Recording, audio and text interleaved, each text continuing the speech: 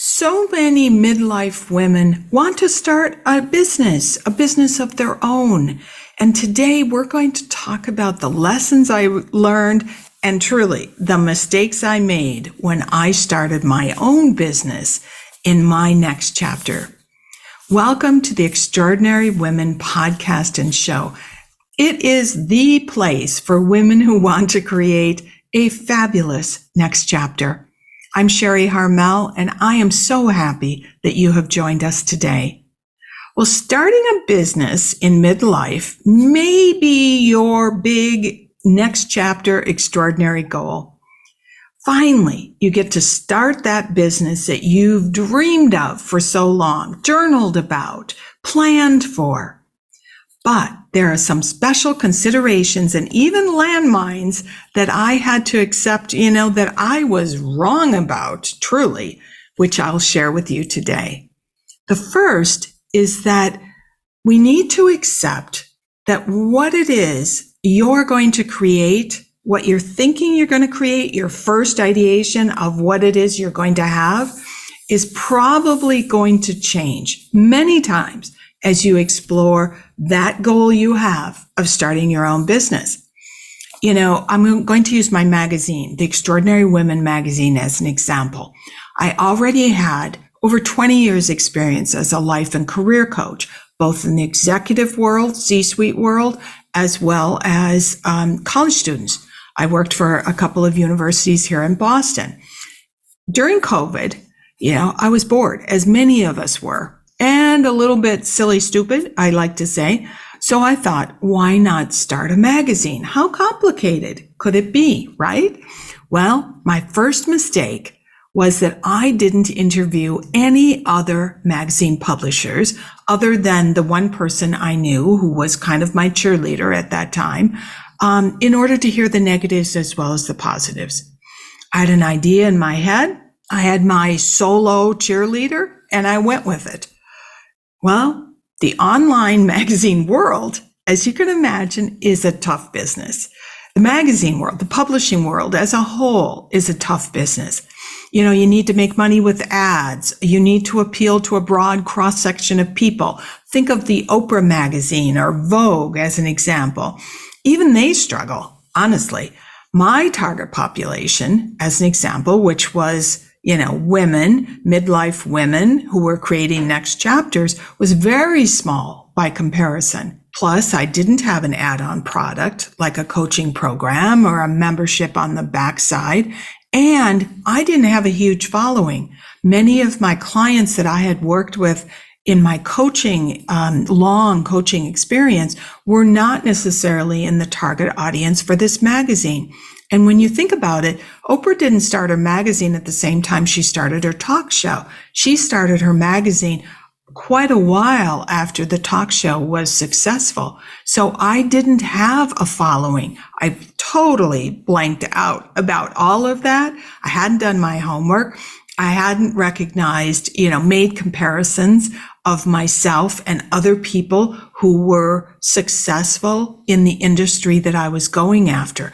Those are lessons, and those are huge learning lessons that required me to pivot, to change things up. First I changed the focus of the magazine in the hopes, because it started out specifically for entrepreneurs, and then I expanded it to women who just wanted to create a fabulous next chapter. Like, that's super easy, right?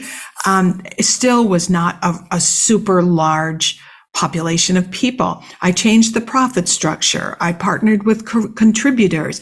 I kept trying different ways, pivoting, if you want to call it that, but different ways to make the magazine successful. Now, I also recognized that I needed to grow my Extraordinary Women followers. And we'll talk about that in just a minute. But why I'm sharing this with you is that we don't want to necessarily get married to one particular idea and say to ourselves, if that idea doesn't work, I'm going to give it up because that just means I'm not supposed to have a business. Not true. Be comfortable with the fact from the very beginning that what you think you're going to create, what it's going to look like when you're envisioning it day one, is probably not at all what it's going to look like, by its third version or fourth version. But what's key here is not only do you have to be willing to pivot, but you also have to try. You have to do. In my journal, that magazine concept, as it initially began, was perfect. It was just going to be a great success. Couldn't imagine it wouldn't be a good success in the journal. It was only by the doing that I recognized and learned what I needed to change. So to be comfortable with pivoting, be comfortable with failing, be comfortable with learning lessons, because it's all taking you one step closer to what the real business is all going to be about. You have to do to learn. Next, we all, and I alluded to this, we all need followers to successfully launch a business idea. I pushed back on this so much you cannot imagine. I did not like social media. I did not see the purpose of social media. I felt like it was, a photo album of somebody's perfect life, et cetera, et cetera. But let's talk about followers. Excuse me. What are followers? These are people who like what you're doing, like what you're selling, like what you're talking about. And you need these people. You must have a following, whether you have a service business like a coaching program or an online cooking class, or a business where you're selling an actual product like floral arrangements, as an example, baby clothes, a skincare line. Think of it think of it like a brick and mortar shop. You've got your shop, right? It's beautiful. You got a gorgeous signage out in the front. But if you're in the middle of nowhere, no one is going to find you. No one is going to be walking by your store. And then when you think of your store, let's say people are walking by it, but no one is interested in your window displays. Within a short period of time, you will actually be out of business. Makes perfect sense, right? Social media, and this was a switch for me, is like a window display into your business. Instagram, Facebook, LinkedIn are all window displays that you provide to intrigue people enough to stop scrolling and to follow you. It's sort of like the brick and mortar shop. Somebody's walking by your shop, and this happens to me all the time. I'll stop because something in the window of that particular shop intrigues me. Well, exactly the same in social media. You want people to say, oh, what's that person doing? What is she creating? What a beautiful profile. And I have a sense of what her business is about. Now, I know it's difficult to figure out often if your followers are really quality followers, meaning, really truly interested in what you're selling versus the photos. To some extent, though, that doesn't matter. It really doesn't, because the bottom line is that the number of followers you have is the only data point that some businesses will use to determine if they want to partner with you, invest in your business, collaborate with you. As an example, why would someone who has, 250 million followers, I don't know if that's possible, but 250 million followers want to partner with me? There's no benefit for them. I'm small potatoes. I'm a tiny little group of people, and the very large population of followers is not going to benefit a whole lot from me. I would benefit from collaborating with them, but not vice versa. So that number of followers, even if they're not all 100% quality followers, matters. But how do you get followers when you're starting with zero, right? You've just created your Instagram page. You have 0 followers. How do you start? Well, I'm going to use my daughter as an example. Now, she's not in midlife and she's got 6 little children. But I think it's a very relevant example because Kelly is preparing as an example for a business that she probably will not launch until her babies are in kindergarten. So we're talking 5 years out. So if there are a few of you who are currently working in a corporate job and you're thinking about retirement, this is a perfect analogy, if you want to call it that. Kelly's a great baker. She mostly makes sweets, and she wants a baking business, but she doesn't want a bakery. Now, as I mentioned, she has all these children, so it's going to be a while before she has time to actually launch her business. We had recently what I would call a coaching call. Actually, she loves our coaching calls, to discuss what she could do now in order to prepare for the business. And it was a whole conversation about growing followers.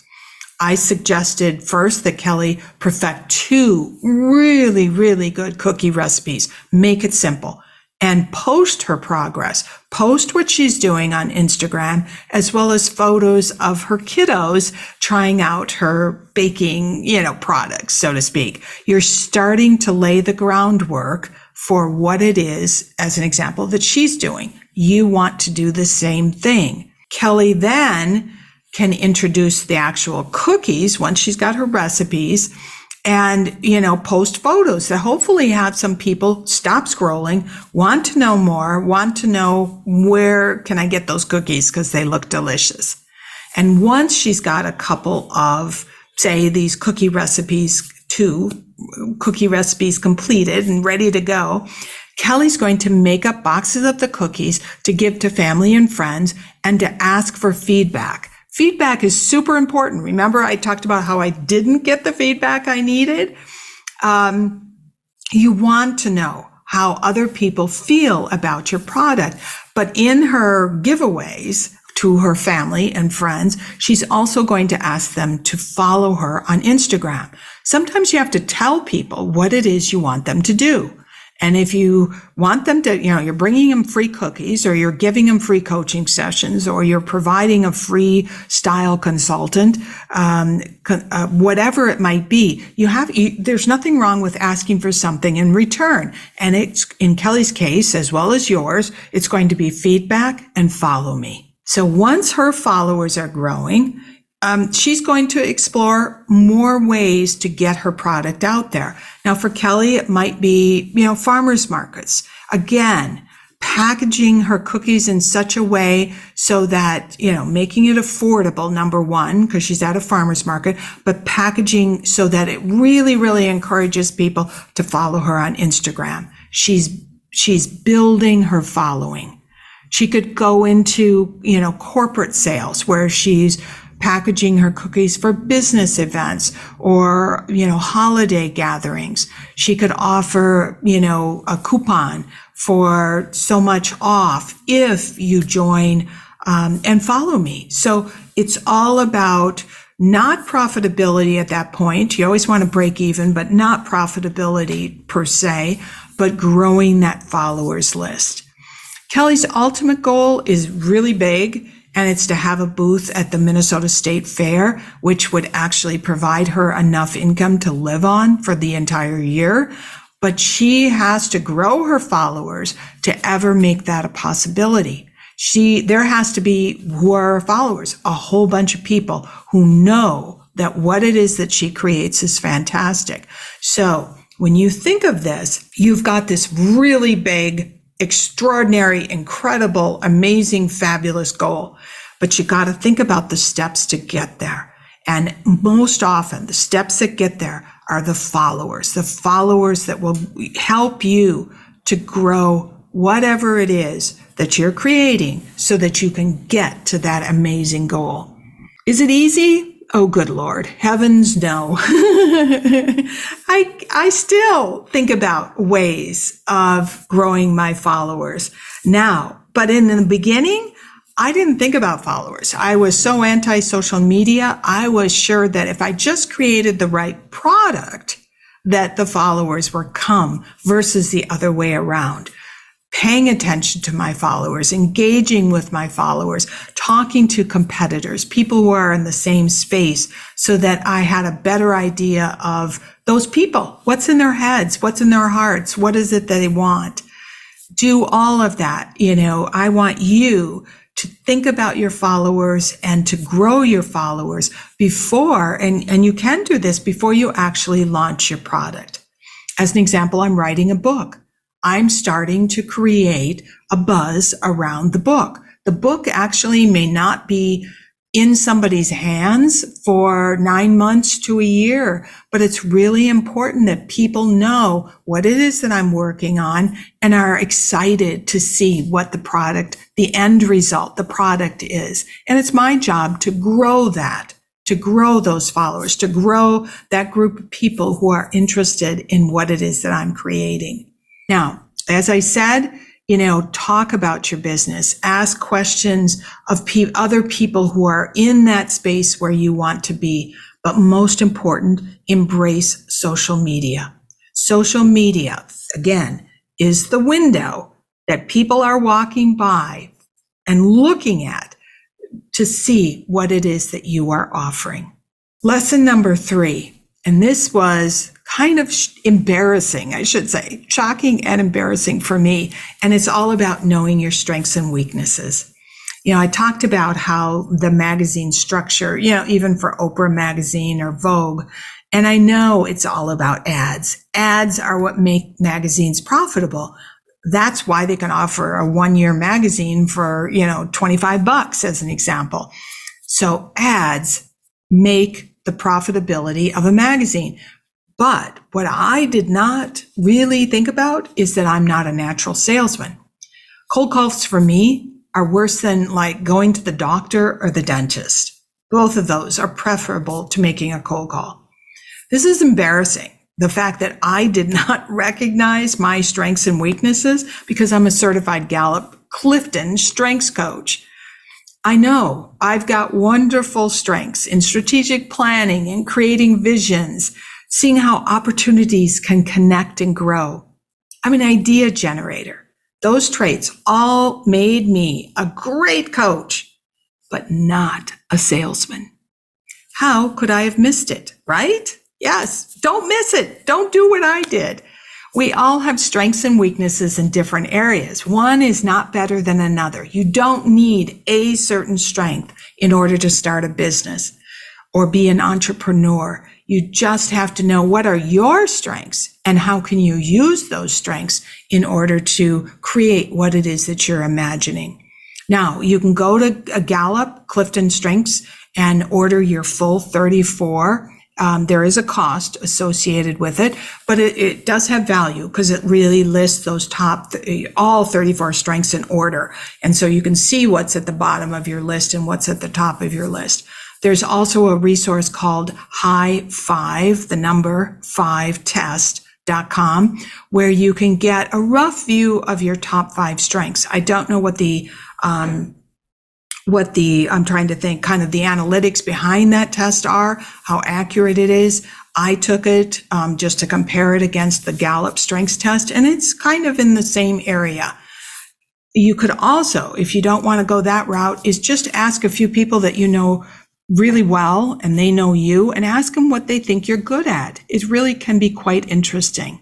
Now, a clue to your strengths is that strengths are usually the things that you do very easily, things that, you don't have to think about. It just comes naturally to you. And that's where we sometimes get tripped up on our strengths because we think what's easy to us is easy to everyone. And that is not the case. We focus more often on our weaknesses. And we often convince ourselves that if we just work on those weaknesses, they will become our strengths. But that's not the case. It really isn't. And I say that because our strengths are made up of 2 ingredients. Number 1, an innate talent for something you were born to be able to do. And then it's that innate talent times the amount of time that you spend practicing that talent. So I know that can be a little bit confusing. So let's talk about sports, because sports is a very easy analogy to see how it works. Think of 2 mid-distance runners. One person is born with the innate talent to run certain distances very fast. The other doesn't have that. Okay. Maybe, when you think, if some of you are math people, think of a 1 as somebody who's got very little talent in that, and a 10 as someone who has a lot of talent at that.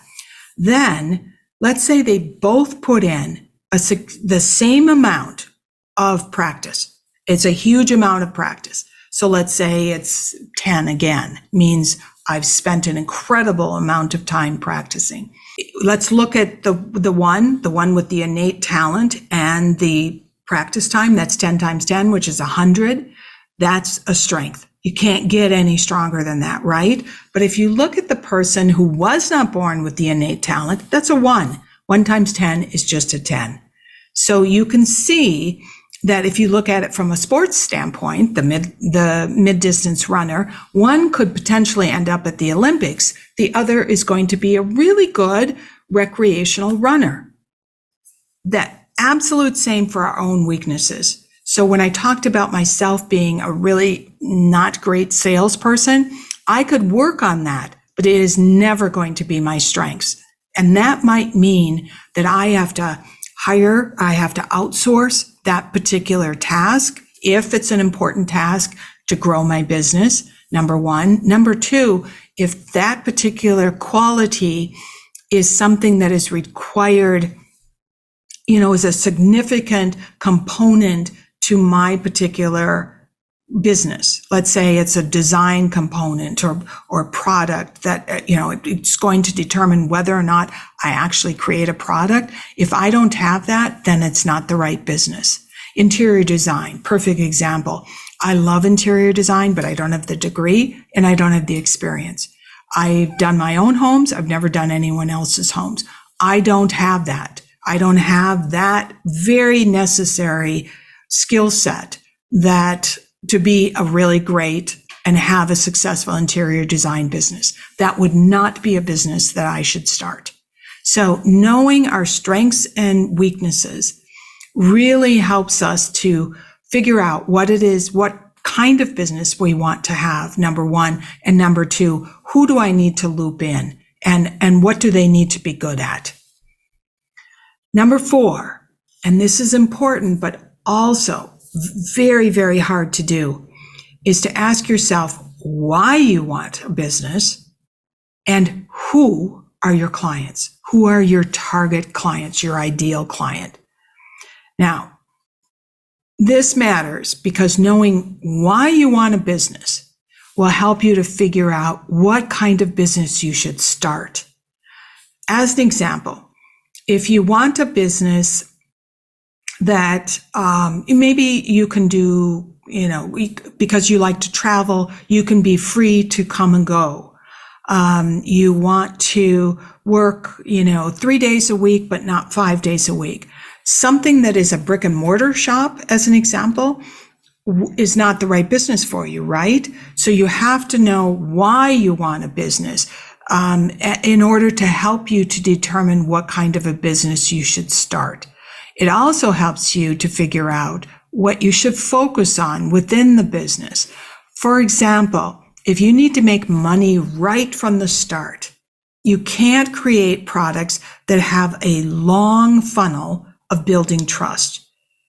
You have to, if your focus is, I have to have money, I have to be making money right out of the gate, you have to have something that someone else, your target audience, your ideal client, wants to spend money on now, today. They don't necessarily care who you are, and they don't necessarily have a relationship with you. They need the product. The relationship is between them and the product, and it's almost immediate. Think of, like the Instagram feeds. We often get product advertisements on Instagram. If it's a product and we see that, it really fills a need that we have, we'll click on it, right? No relationship exists other than you with that particular product. So if you are focused in on really, I need to make X amount of money immediately, then you need to have a product that a lot of people really want. Now, if you're selling a service like coaching, you have an entirely different trust funnel, if we want to call it that. And you have to build trust over time, which means that you won't be making money right out of the gate. No one, absolutely no one signs up for a coaching package if they don't know and trust the coach. And knowing and trusting the coach takes time. So many new coaches that I talk to lose hope because they had no idea how long their relationship funnel to build the potential client trust would actually be.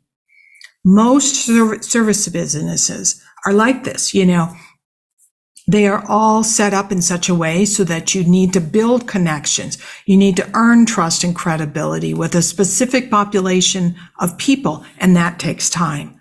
Testimonials are super important in the building of trust. Yes, they matter in products, but honestly, when you think of products, think of even shopping on Amazon.